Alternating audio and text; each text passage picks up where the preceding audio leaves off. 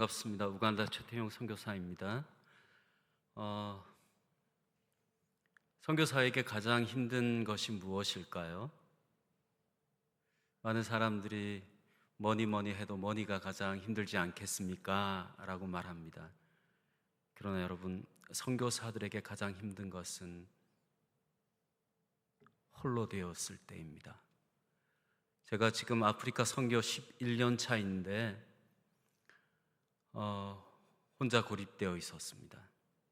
후원교회가 끊기고 특히 코로나 이후에 굉장히 힘든 가운데 고립되어 있었습니다. 그런데 하나님께서 작년에 삼덕교회를 만나게 하시고 또 삼덕교회를 통해서 크게 격려해 주시고 또 힘을 주시고, 그래서 지금 제가 섬기고 있는 신학교와 초등학교가 하나님 안에서 건강하게 자라나고 있습니다. 제 마음도 선거 현장에서 더욱더 풍성해지고 있습니다. 우리 담임 목사님 이하 당회에 그리고 모든 교우들에게 감사를 드리고 또 하나님께 영광을 올려드립니다. 할렐루야. 화면 부탁드립니다. 저는 지난번에 와서 여러분들에게 구체적인 아프리카에 대해서 말씀을 드렸기 때문에 오늘 여러분들에게 말씀드리고 싶은 것은 세계 선교의 현장이 지금 어떻게 움직이고 있고 그 가운데서 아프리카 선교의 과제는 무엇인가에 대해서 함께 나누고자 합니다. 그리고 그런 과제 속에서 삼덕교회가 섬기고 있는 신학교와 초등학교가 어떠한 의미가 있는가 살펴보고 함께 기도하고자 합니다. 여러분, 19세기의 이름을 말하라고 한다면 19세기는 위대한 선교의 시대다 이렇게 말을 합니다. 그런데 그 위대한 선교의 시대는 유럽이 주도한 시대였습니다. 전 세계의 유럽 각국에서 선교사들을 파송하였습니다. 그런데 모든 이 선교 운동을 연구해 보니 그 선교 운동 이면에는 부흥운동, 대각성운동이 있었습니다. 그러니까 19세기 유럽에서 위대한 선교의 역사가 일어나기 전에 유럽에는 여러 가지 부흥운동이 있었습니다.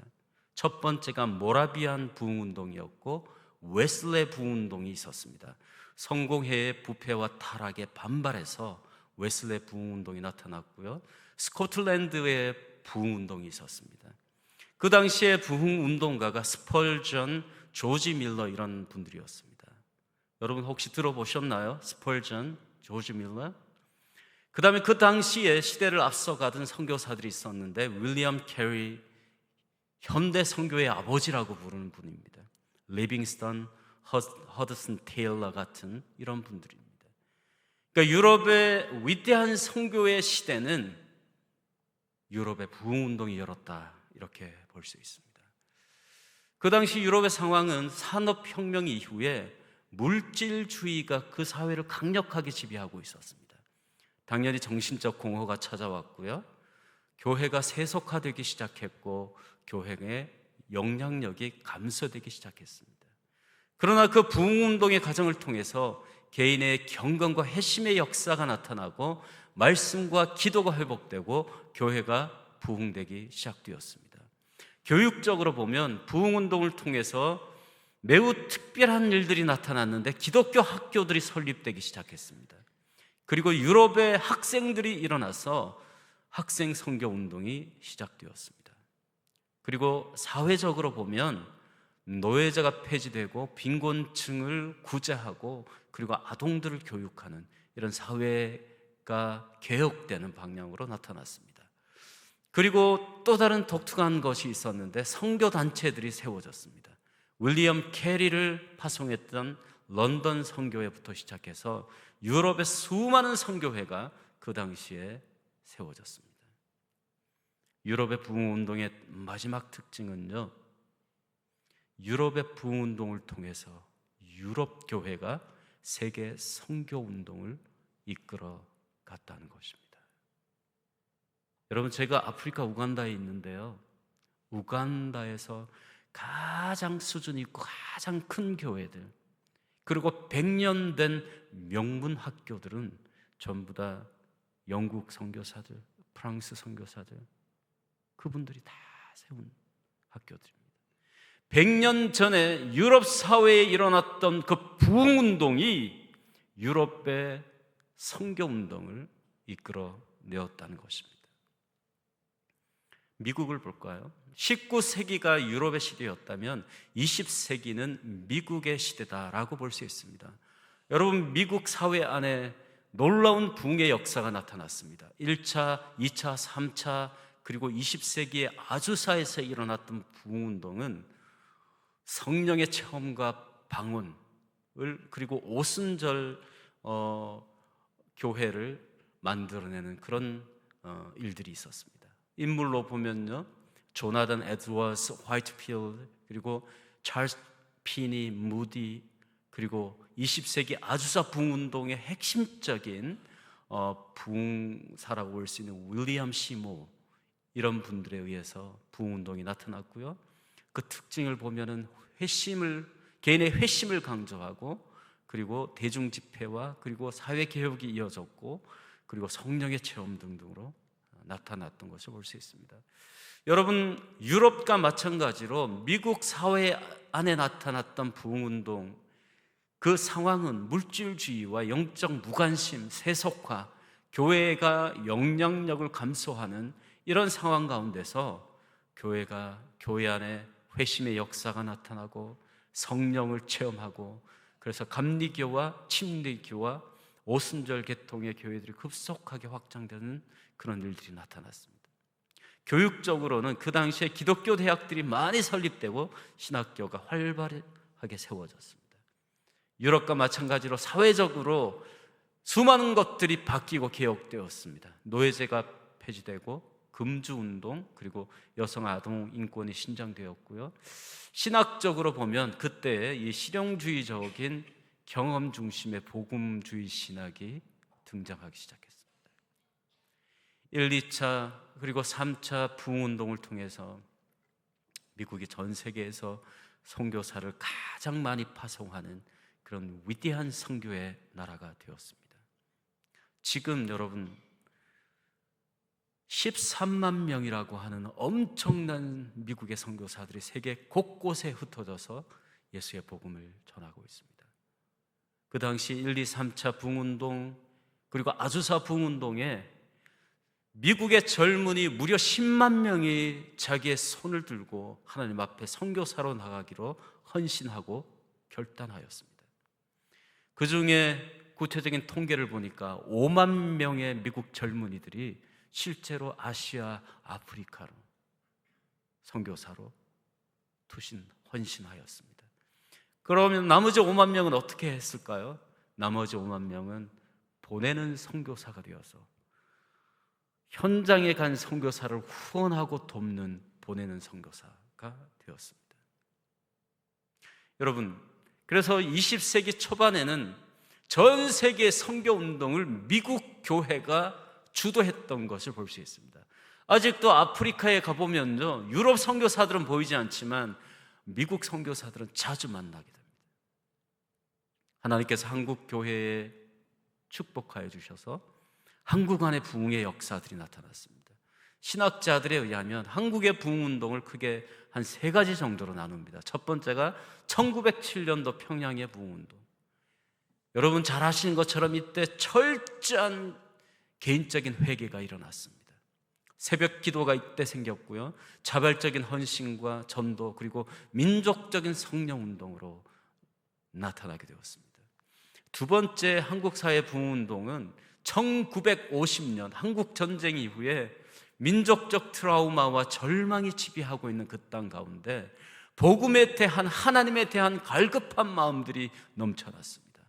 그래서 전국적으로 부흥회가 일어났고요, 전도 집회, 성경 공부, 기도 문화들이 일어나면서 제2차 부흥운동이 전쟁 이후에 있었습니다. 그리고 3차 부흥운동은 1980년대 한국 사회가 산업화와 민주화를 거치면서 이제 대형 부흥 집회들이 나타났고 치유사역과 성령운동이 나타나게 됩니다.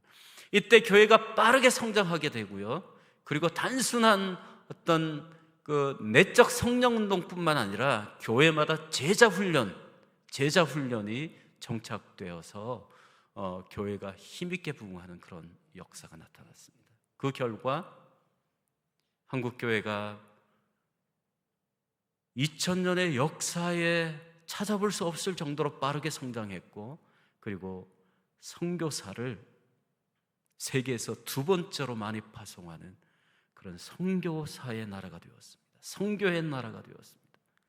여러분, 지금 아프리카, 여러분의 이름도 잘 모르는 아프리카 그 나라 곳곳에, 심지어 깊은 시골에까지 한국인 선교사가 가 있지 않는 나라가 없습니다. 여러분, 아프리카에 가서 중국 사람들을 만나면요, 그 사람들은 90% 이상 비즈니스 하는 사람들입니다. 그래서 아프리카에서 중국에 대한 이미지들이, 아프리카는 비즈니스를 해서 자기 나라에 노동력을 착취해 가는 나라, 이런 이미지가 있어요. 아프리카에 가서 일본 사람들을 만나면 대부분의 일본인들은 NGO 워커들이나 여행하는 사람들입니다. 네, 여러분, 아프리카에서 한국 사람을 만나잖아요. 10명 중에 6, 7명은 복음을 들고 현장에 뛰어든 선교사입니다. 20세기 후반에 하나님께서 한국 교회를 축복하셔서 이 땅 가운데 부흥의 역사가 나타났습니다. 1907년도에, 1950년대에, 1980년대에 회개하는 역사가 나타나고, 성령의 역사가 나타나고, 주의 말씀을 배우고 제자 훈련하는 역사가 나타나서 이제 전 세계에서 두 번째로 많은 선교사를 파송하는 20세기 후반에는 한국 교회가 세계 선교를 리더하는 그런 나라가 되었습니다. 여러분, 19, 20세기 부흥운동은 선교의 역사를 바꾸었습니다. 부흥운동과 선교 주도국의 관계는 굉장히 밀접한 관계입니다. 말씀드린 것처럼 19세기는 유럽 교회가 세계 선교를 주도했고요, 20세기 초반부터 미국 교회가 강력하게 세계 선교를 주도하고 있습니다. 그러나 20세기 후반에 다크호스가 등장했는데 바로 한국 교회입니다. 이제 한국 교회가 세계 곳곳에서 하나님의 복음을 전하며 선교 주도국이 되었습니다. 교회 안에서 영적인 각성과 교회가 성장하는 일들이 나타났고, 사회가 변화되는 일들이 나타났고, 그리고 부흥운동의 결과로서 선교가 제3세계로 확장되는 이런 역사가 나타났습니다. 그러나 여러분, 이것은 20세기까지의 선교의 역사입니다. 유럽과 미국 교회가, 그리고 한국 교회가 세계 선교를 주도하던 때는 20세기까지입니다. 지금 우리는 21세기 살아가고 있습니다. 2025년 지금 기독교의 현황이 어떨까요? 여러분, 이미 잘 알고 계시지만 유럽의 교회는 쇠퇴와 쇠퇴를 거듭하고 있습니다. 저 교회는 켈빈이 목회했던 교회입니다. 스위스에 있는 교회입니다. 제가 언젠가 말씀드린 기억이 있는데, 제가 28년 전에 저 교회를 방문할 기회가 있었습니다. 제 심장이 두근거리고 뛰었습니다. 내가 우리의 신앙의 아버지 켈빈이 목회했던 교회를 방문할 수 있다니, 저 교회에 방문하고 기대감이 실망감으로 바뀌었습니다. 저 교회는 이미 예배 자체가 사라졌어요. 주일날 교인들이 교회의 집회로 모이지 않는 박물관이 되어 있었습니다. 영어로는 congregation이라고 하는데, 사람들이 주일날 교회에 오지 않아요. 그럼 교회 건물이 지금 뭐로 쓰이냐면 켈빈 박물관으로 쓰였어요. 제가 거기서 만난 분이 한 분 계십니다. 한 50대 중반에서 60대 정도 되어 보이는 경비 아저씨 한 분을 만났습니다. 제가 그분에게 이렇게 말했습니다. 이보시오, 유럽은 기독교 국가이지만 이제 한국 교회로부터 배워야 합니다. 한국은 지금 그때까지 힘있게 교회가 일어나고 있었습니다. 그때 그 경비 아저씨가 저를 보시면서 미소를 띠시면서 이렇게 말씀하셨습니다. 이보시오 젊은 양반, 우리도 50년 전에는 이 수천 명 되는 자리에 사람들이 꽉 차서 예배를 드렸어.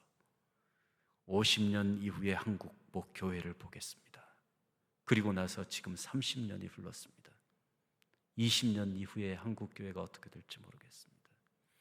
19세기에 전 세계 선교 운동을 주도했던 유럽의 교회가 이제는 자취를 감추어 버렸습니다. 실체가 없는 교회가 되고 말았습니다. 여러분, 미국 교회는 어떨까요? 20세기 초반부터 전 세계 선교 운동을 주도했던 미국의 교회는 어떨까요? 물론 한두 가지 교회의 예를 일반화시킬 수는 없지만 여러분, 저 교회는요 전 세계에서 가장 아름다운 교회입니다. 크리스탈 처치라고. 교회 안팎이 전부 다 크리스탈 유리로 되어 있습니다. 저 안에 들어가면 황홀할 정도로 아름답습니다.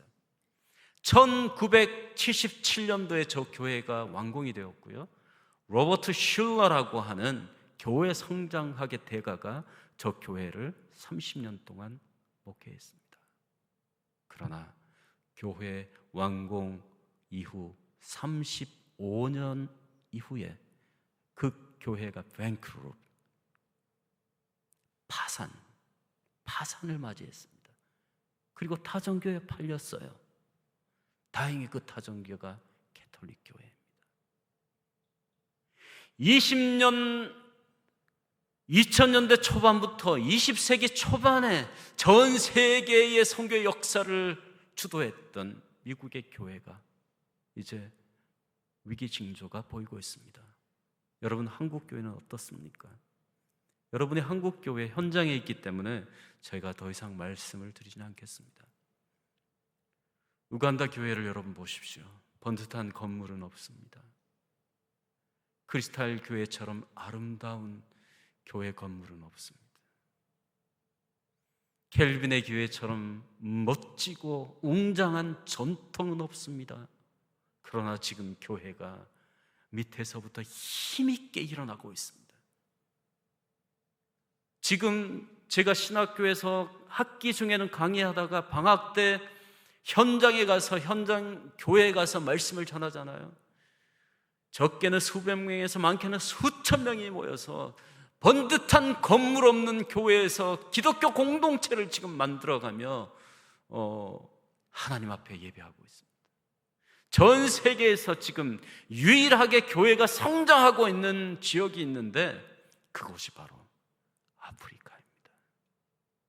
아프리카의 교회가 19세기의 유럽처럼, 20세기의 미국 교회처럼, 20세기 후반의 한국 교회처럼 지금 아프리카 교회가 일어나고 있습니다. 제가 말씀드린 것처럼 유럽의 교회는 쇠퇴하기 시작했습니다. 이유가 무엇일까요? 세속화와 기독교 인구의 감소, 교회의 도덕적, 사회적 영향이 감소하고 있습니다. 그래서 유럽의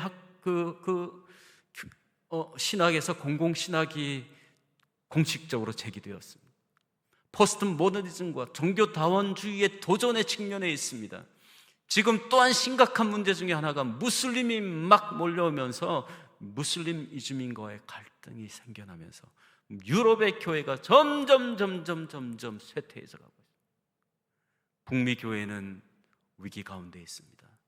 여러분, 북미 교회에서 프로스페리티 가스펠이라고 하는 번영 신학이 북미 사회를 장악하고 있습니다. 축복이 마치 하나님의 복음인 것처럼. 그러면 이 땅 가운데 고난받는 자들, 복음을 위해서 고난받은 자들은 그럼 복음 밖에 서 있는 자들입니까?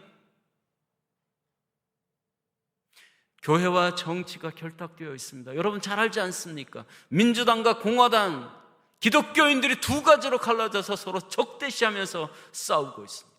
기독교 인구가 감소하고 있고요, 소비주의와 비제자와 소비주의라고 하는 건 교회가 상품이 되었습니다.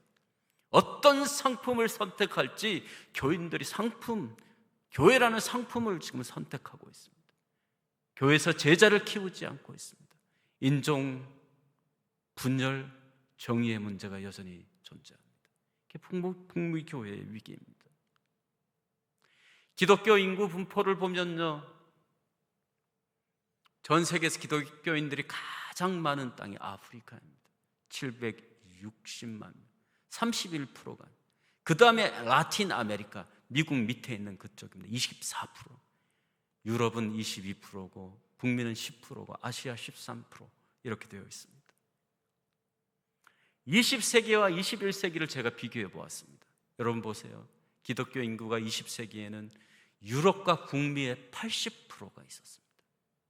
그러나 지금은요, 21세기 지금 우리가 살아가는 이 시대에는 유럽과 북미의 기독교 인구가 25%로 전락해 있습니다. 그 당시에 선교사를 파송했던 나라들이 미국과 유럽 중심의 나라였습니다. 제1세기에서 선교사를 파송했습니다. 그러나 지금은 선교의 구도가 바뀌고 있습니다. 여러분 이걸 아셔야 됩니다. 지금은 제3세계, 복음을 늦게 받아들였던 동생들이 지금 선교사를 파송하고 있습니다. 대표적인 나라가 한국, 브라질, 필리핀, 아프리카의 나이지리아 같은 나라입니다. 20세기에는 북반부가 기독교를 주도했고요, 북반부, 유럽과 북미가 선교사를 파송하는 대륙이었습니다. 그러나 지금은 남반부가 선교사를 파송하고 있고 앞으로 파송할 것입니다. 선교의 방향도 달라졌어요. 20세기 선교 방향은 미전도 종족 중심의 선교 방향이었어요. 복음이 전파되지 않은 것. 그러나 21세기 우리가 살아가는 이 시대의 선교 방향은요, 이미 복음이 접촉된 곳입니다. 그러나 교회가 무너진 곳. 이곳이 전략적인 선교지가 되고 있습니다. 여러분, 세계 선교의 구도가 바뀌고 있습니다. 세계 선교의 흐름이 바뀌고 있습니다. 21세기 세계 선교를 주도할 대륙이 어디일까요? 지금까지 수많은 사람들, 다수 대중들, 다수 그리스도인들은 아프리카가 아직도 선교 수혜국이라고 생각합니다. 아프리카 하면 그 이미지가 늘 가난하고 선교사들에게 떡 조각 받아먹고 등록금 얼마 받아가지고 공부하고 선교사들의 후원 없이는 일어설 수 없는 선교 수혜국, 이렇게 도장을 찍지 않았어요, 여러분? 우리가 형님이고 저들은 늘 우리 밑에 있는 동생이라고 생각하지 않았습니까? 교회를 보십시오. 교회를 보면은 앞으로 선교의 역사가 어떻게 달라질지 우리가 발견할 수가 있습니다. 앞에 말씀드린 것처럼 유럽 교회가 부흥운동이 나타나면서 세계 교회를 유럽이 주도했습니다. 미국 교회가 한국 교회 안에 부흥이 나타나면서 미국 교회가 한국 교회가 세계를 주도했습니다. 지금 전 세계에서 부흥하고 있는 교회가 어디입니까, 여러분? 아프리카입니다. 이미 세계 선교의 판도가 바뀌고 있습니다. 미국은 압도적입니다. 세계에 13만 명의 선교사를 파송합니다. 압도적인 일입니다, 아직. 근데 앞으로 어떻게 될지 모르겠어요. 얼마 전까지 한국이 2위였습니다. 자랑스럽게 우리가 2위다라고 얘기를 했습니다. 그런데 2위 순위가 바뀌었습니다.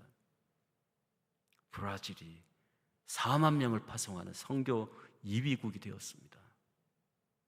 한국이 최정점에 있다가 지금 3만 5천 명 이렇게 3위로 내려앉았습니다. 더 놀라운 데이터는요, 제3세계, 그러니까 1인당 국민소득이 몇천 불 되지 않는 필리핀에서, 필리핀 하면 어떤 이미지가 있습니까? 선교 수혜국이잖아요. 지금까지 얼마나 많은 한국인 선교사가 거기에 갔습니까? 그 선교 수혜국으로 생각했던 필리핀에서 2만 5천 명의 선교사를 파송하고 있어요. 나이지리아가 공식적으로 2만 명이 넘는 선교사를 파송합니다. 여러분, 세계 교회가 바뀌고 있습니다. 세계 교회 부흥운동이 저 라틴 아메리카와 아프리카로 번지고 있습니다. 아프리카의 나라들이 일어나서 이제 선교사를 훈련해서 전 세계로 선교사를 파송하고 있습니다. 여러분, 제가 아프리카에 지금 하고 있는 사역 중에 하나가 뭔지 아십니까? 제가 신학교 사역을 합니다. 초등학교 사역을 합니다. 동시에 제가 하고 있는 사역이 뭐냐면요, 선교사 훈련 학교를 하고 있습니다. 다른 목사님들하고 같이 해서, 제 혼자 할 역량이 안 되니까 다른 목사님들하고 같이 해서 그냥 목회자를 훈련하는 신학교가 아니에요. 21세기는 아프리카가 세계 선교를 책임질 시대가 올 것이다. 이걸 준비하기 위해서 아프리카인들을 선별해서 선교 훈련을 시킵니다. 그분들은 신학을 다 마친 분들이에요.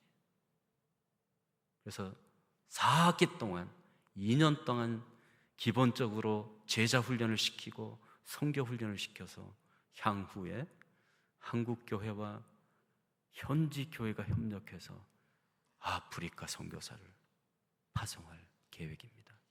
이제 한 학기 했습니다. 지난 학기에 제가 구약에 나타나는 성령론, 신약에 나타나는 성령에 대해서 가르치고, 그리고 잠시 한국에 들어왔습니다. 여러분, 세계가 달라지고 있습니다. 우리가 눈을 뜨고 바라보아야 합니다. 아프리카 교회를 보십시오. 아프리카 교회의 장점과 단점이 있습니다.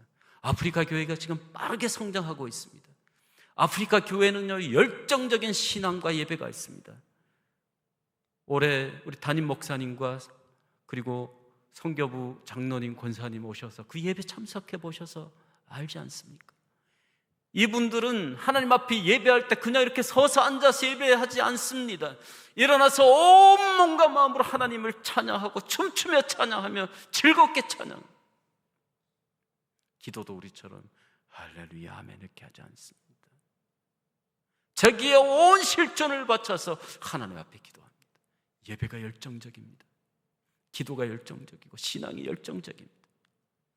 그리고 아프리카 그 교회의 장점은 토착화 신앙이 토착화되어 있고, 교회가 사회적으로 상당한 영향력을 가지고 있습니다. 교육, 건강, 공동체 개발, 그리고 마지막 장점은요, 다음 세계 선교 주도국이 될 것입니다.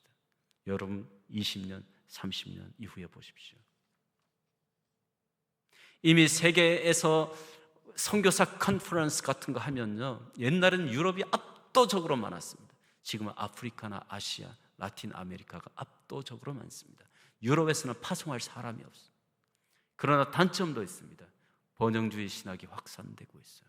죄송합니다.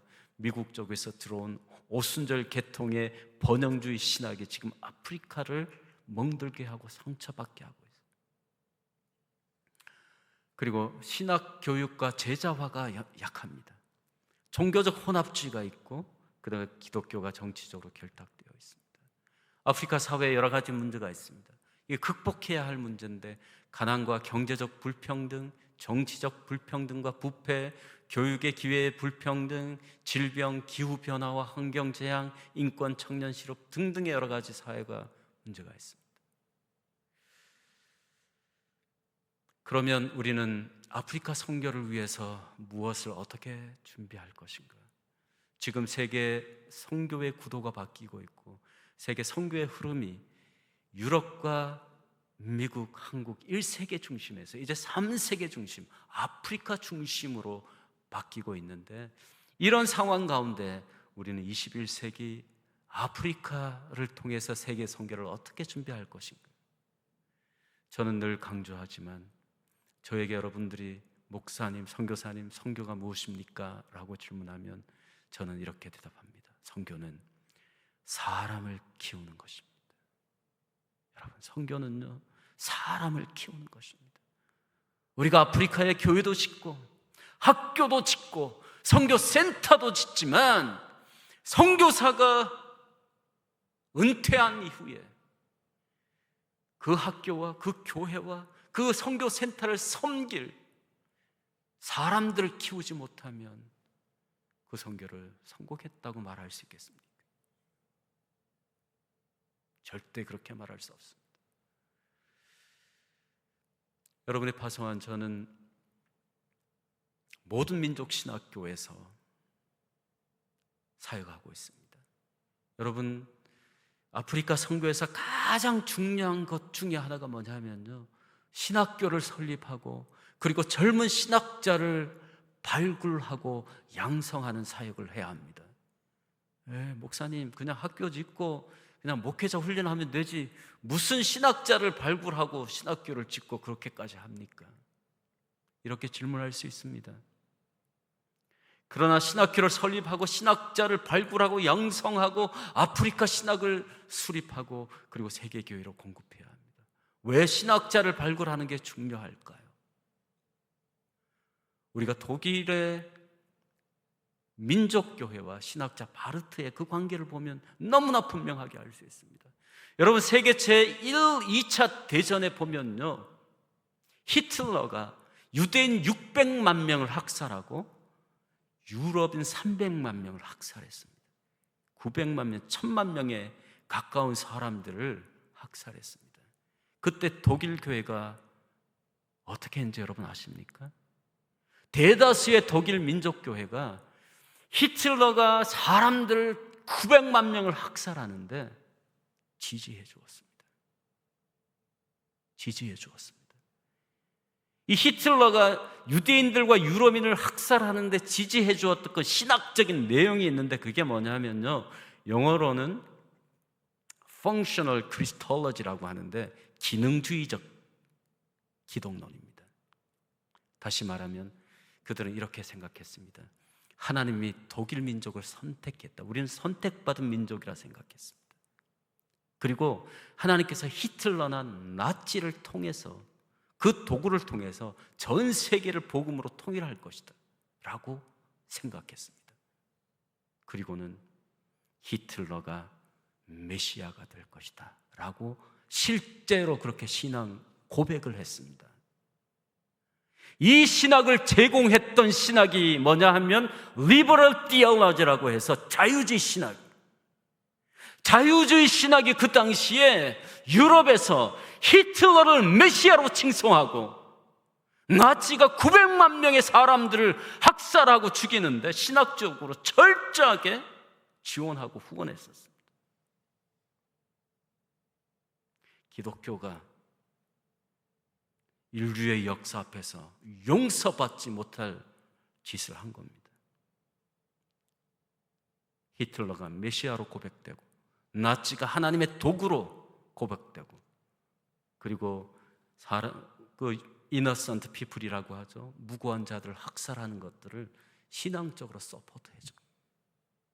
이때 칼 바르트라고 하는 한 명의 신학자, 이 사람이 로마서를 읽다가 그거는 아니다라는 것을 발견하게 됩니다. 그리고 히틀러가 메시아가 될 수 없고 나치가 하나님 나라의 도구가 될 수 없고 그리고 히틀러가 예수 그리스도를 대신할 수 없다. 예수 그리스도는 2000년에 이 땅 가운데 오신 그 역사적 예수, 그분이 우리의 메시아이고 다른 자들은 메시아가 될 수 없다라고 선포하면서 네오 올더독스라고 하는 신정통주의 신학에 물꼬를 열었습니다. 그래서 칼 바르트의 신학을 이렇게 평가하는 사람이 많습니다. 칼 바르트 신학자 한 명이 자유주의 신학자들이 놀고 있는 그 운동장에 폭탄을 던져버렸다. 그 이후에 기독교 지성들은 각성하고 세계의 그 누구도 예수 그리스도를 대신할 수 없다는 것들을 깨달으면서 기독교의 방향이요 완전히 180도로 자유주의 신학에서 인간의 가능성을 강조하고 중요시 여겼던 그 자유주의 신학에서 오직 예수 그리스도의 은총, 신학의 방향을 바뀌었던 겁니다. 여러분, 여기에 아프리카 신학교가 신학자를 발굴하고 양성해서 아프리카 신학을 수립하고 전 세계에 공급해야 되는 필요가 있는 것입니다. 그래서 저는 저희 신학교 학생들 중에 지금 삼덕교회에서 10명 정도 후원하고 있습니다. 10명 중에 특별히 신학적인 탤런트가 있는 아이들을 선별해서 저희 학교 공부를 마친 이후에 한국이 되었든 미국이 되었든 유럽이 되었든 유학을 보내서 석사, 박사 과정을 마치고 그리고 신학자가 되어서 제가 지금 가르치고 있는 학교로 돌아와서 아프리카 신학을 세워나가는 그런 신학자를 세우는 그런 사역들을 감당하고 있습니다. 앞으로 몇 년 안에 신학적인 탤런트를 가진 학생들을 제가 여러분들에게 추천하게 될 텐데 여러분 그때 협력해 주시고 아프리카의 칼 바르트와 같은 신학자를 세우는 그런 사역에 협력해 주시기 바랍니다. 두 번째는요, 목회자를 훈련하고 교회를 개척하고 그리고 지역교회를 섬기는 이런 사역을 감당하고 있습니다. 목회자를 훈련하는 일이 굉장히 중요합니다. 지금 아프리카 그 교회에는요, 신학 공부하지 않는 목회자들이 90% 이상입니다. 복음이 거짓 복음, 잘못된 복음, 웃긴 복음, 그리고 프로스페리티 가스펠, 번영 복음 이런 것들이 막 통용되고 있습니다. 그래서 목회자 훈련하는 일들이 굉장히 중요합니다. 그 사역을 감당하고 있습니다. 창조적이고 새로운 교회 모델을 개발하는 것 중요합니다. 지금 보세요, 여러분. 유럽의 교회가 다 문을 닫았잖아요. 교회론적인 대안이 없습니다. 어떤 신학자들은 이렇게 얘기합니다. 유럽의 교회가 형태를 달리했다. 교회의 조직에서 이제는 무브먼트로 교회 형태를 달리했다. 이렇게 얘기하고 있는데 새로운 교회의 모델을 개발해서 세계교회로 생명력을 공급하는 그런 사역을 감당해야 합니다. 특히 교회론에 5가지 분야가 있습니다. 케르그마, 이 케르그마가 교회 내에서는 말씀 선포로 이해되고 교회 밖에서는 선교로 이해됩니다. 디다케, 교육, 예배, 봉사, 친교, 이 5가지 교회론의 분야를 잘 준비해서 교회를 개척하고 또 저런 창조적인 교회를 만들어내는 이런 작업들을 하고 있습니다. 여러분, 이 10명의 학생들이 지금 삼덕교회에서 장학금을 보내서 우리 신학교에서 공부하고 있는 학생들입니다. 우간다 학생들 3명, 루안다 학생들 4명, 남수단 학생들 3명입니다. 이 중에 지금 제가 생각하고 있는 신학 공부를 꾸준하게 했으면 좋겠다 싶은 아이가 1명 있는데 여러분 보시는 오른쪽 맨 위에 있는 지금 21살 된 루안다 학생입니다. 그 나머지는 다 현장 목회자이거나 그렇습니다. 맨 왼쪽에 보이는 저 여학생은요, 한국으로 치면 서울대학교를 졸업한 친구입니다. 마케렐레 유니버시티를 졸업했는데 수십 년 전에 영국의 캠브리지에서 아프리카 캠브리지를 만들겠다고 영국의 석학들을 우간다로 보내서 세운 대학입니다. 그 대학을 졸업한 친구인데 저 친구의 꿈은 뭐냐 하면 기독교 저술가가 되는 것이 꿈입니다. 그래서 뭔가를 문학 작품을 쓰고 싶은데 신학적인 파운데이션이 필요하다. 그래서 저희 학교에 왔고 그리고 지금 장학금 삼덕교회 장학금으로 공부하고 있습니다. 담임 목사들도 있고요, 전도사들도 있고요. 여러분 모든 민족 신학교를 마음에 두고 협력하고 후원해 주신 여러분들에게 감사드립니다. 저 친구들 앞으로 5년, 10년, 15년, 20년 이후에 위대한 신학자가 되어서 위대한 목회자가 되어서 선교사가 되어서 기독교 작가가 되어서 아프리카를 살릴 사람들이 될 수 있도록 여러분 기도해 주시고 꾸준히 협력해 주시기를 바랍니다. 빅토리아 선교학교 아까 제가 말씀드렸죠. 이제 아프리카가 선교사를 훈련하고 파송하는 일들을 시작했습니다. 실질적으로 제가 다른 선교사님들과 함께 그 일을 하고 있습니다. 기존의 목회자를 모집해서 제자 훈련이라고 하는 기본적인 훈련의 과정을 마치고요. 그리고 선교사 훈련, 언어 훈련, 문화 훈련, 직업 훈련, 선교 방법론 등등을 훈련하고요. 그리고 현지 교회와 한국 교회가 협력해서 아프리카 선교사를 파송하게 될 것입니다.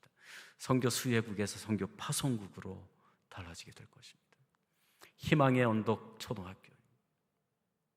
희망의 언덕 초등학교에 대해서는 제가 여러 번 말씀드렸기 때문에 희망의 언덕 초등학교의 목적이 무엇이냐면 사회의 모든 분야에서 정치, 경제, 사회, 문화, 종교 모든 분야에서 기독교적 리더를 만들어내는 방향은 세 가지입니다. 아카데믹 에듀케이션, 탤런트 에듀케이션, 마인드 에듀케이션. 아카데믹 에듀케이션은 아이들이 학업의 성취를 잘할 수 있도록 하는 것입니다.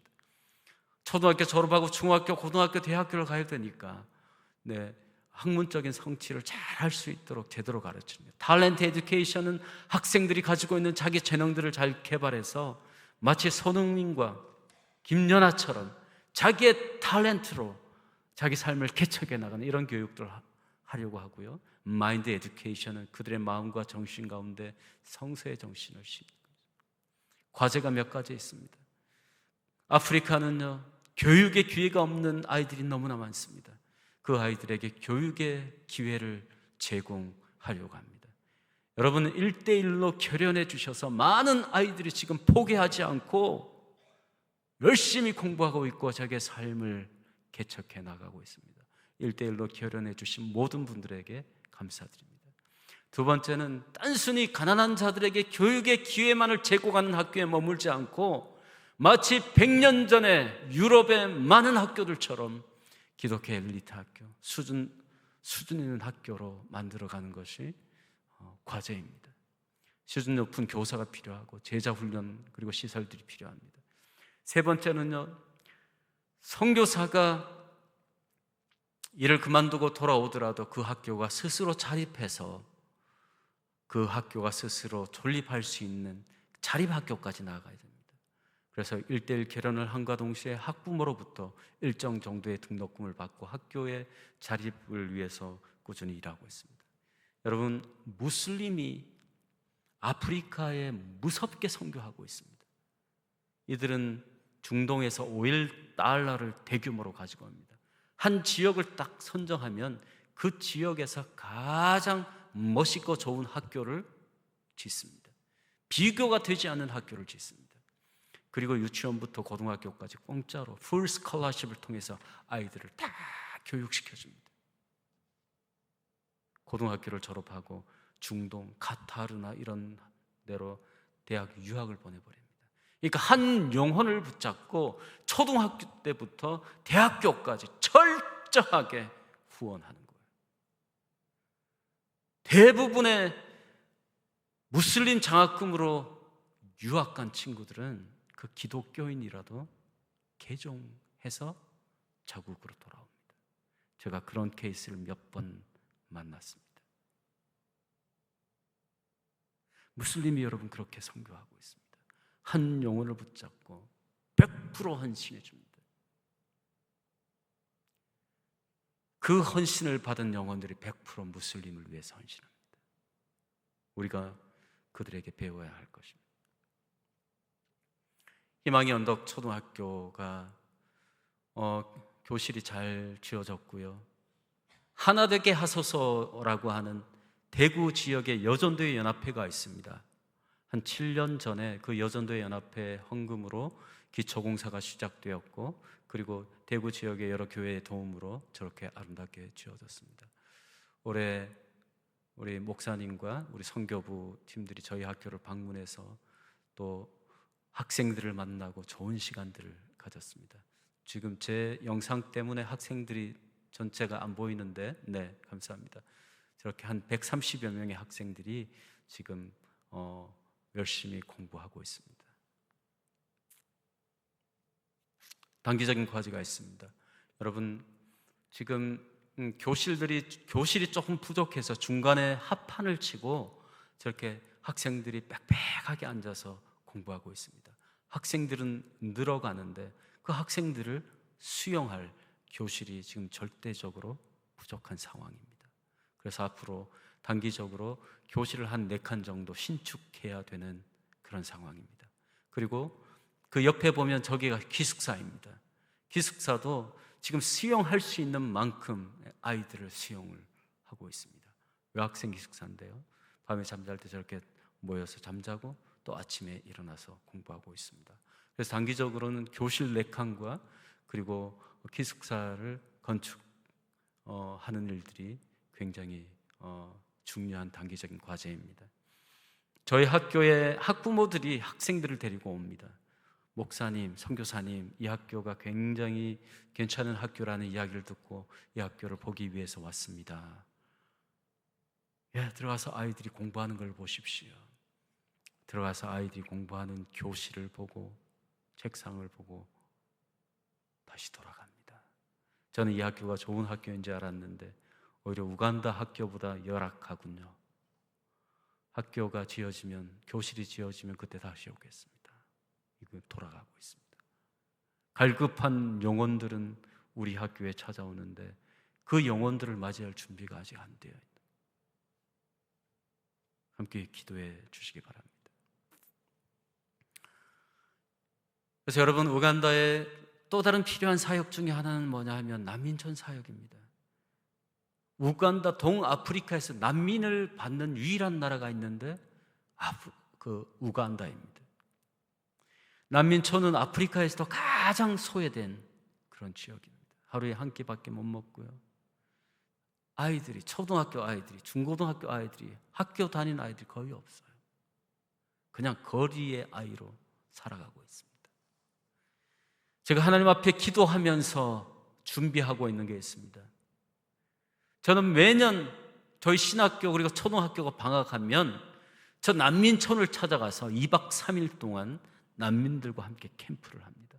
목회자들에게 말씀을 가르치고 어린아이들에게 여름 성경학교를 통해서 예수 그리스도를 가르치고 청년들에게 비전을 캠프를 하고 여성들 집단 상담을 하는 이런 일들을 하고 있습니다. 제가 하나님 앞에 기도하고 있는 제목은요, 한국의 준비된 청년들과 아프리카의 청년들이 함께 팀을 만들어서 저 차카투 난민촌에 들어가서 목회자들을 뒤집고 어린이들을 예수 그리스도 이름으로 세우고 좌절과 절망에 빠진 청년들을 세워내고 여성들을 위로하고 그리고 의료적 혜택을 제공하는 이런 사역들을 해보고 싶어요. 근데 지금까지 한국 교회에서 지원하는 교회가 없었어요. 난민촌을 섬기고 싶은 교회가 없는 거예요. 여러분, 한국의 열정적인 청년들과 이미 준비된 아프리카의 청년들이 한 팀을 만들었다고 생각해 보십시오. 그리고 그 난민촌 버려진 땅에 들어가서 그들을 얼싸안고 그들에게 예수 그리스도의 희망을 전해주고 세워주고 격려하고 위로하고 말씀을 전하고, 아마 인터내셔널 선교 캠프가 될 것입니다. 모르겠어요. 그 전에 이런 케이스가 있는지 잘 모르겠습니다. 한국 교회는 처음일 가능성이 있습니다.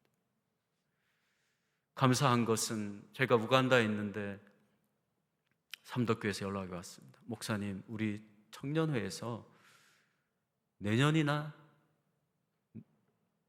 상반기쯤에 아프리카를 방문하고 싶어요.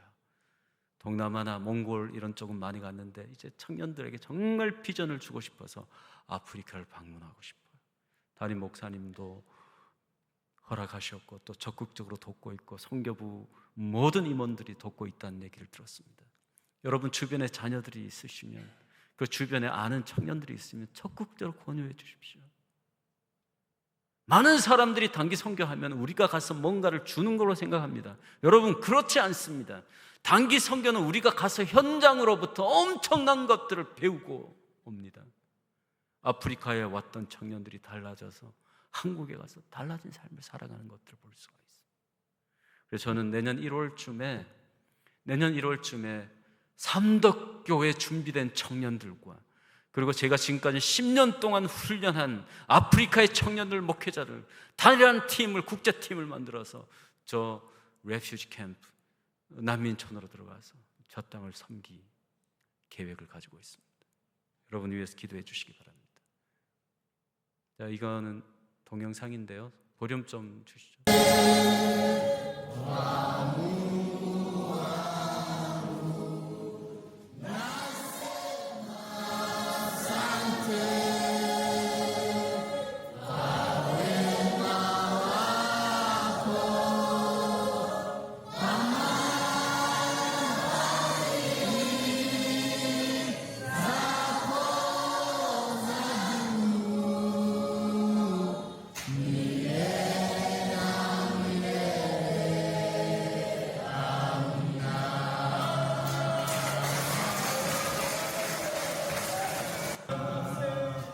네, 여러분 이 찬양이 스와힐리 찬양인데 어떤 뜻이냐면 하나님 감사합니다 이런 뜻입니다. 아프리카 청년들이 저렇게 노래를 잘해요. 저희들은 음악이라고 하는 것을 배워본 적이 없습니다. 그런데 찬양이 나오잖아요. 그럼 너무나 놀랍게 하모니가 나옵니다. 소프라노, 테너, 알토, 베이스 나오는데 목소리가 또 얼마나 매력적인지 저들과 함께 찬양하고 나면 저도 모르게 은혜에 충만해요. 저 아이들이요, 희망과 비전이 없는 아이들입니다. 대부분 학교에 안 다니고 12살에서 한 17, 18까지입니다. 저 청소년 팀들, 저들을 섬기는 팀들과 함께 제가 청소년 비전 집회를 했는데 저 찬양을 하면서 우리가 하나님께 우리의 삶을 높여드리고 감사하자 이렇게 함께 찬양했던 시간이었습니다. 난민촌에서 희망을 노래하는 청소년들, 여러분들의 방문을 기다리고 있고 또 여러분들의 협력과 헌신들을 기다리고 있는 청년들입니다.